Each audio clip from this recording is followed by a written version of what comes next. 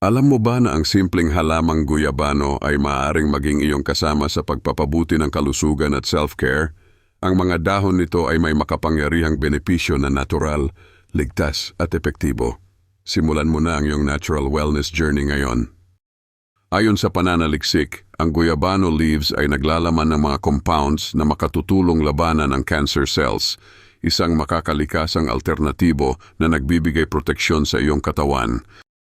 Punong-puno ng antioxidants, ang guyabano leaves ay nagbo-boost ng immunity, tumutulong laban sa sakit at impeksyon at nagbibigay ng lakas araw-araw.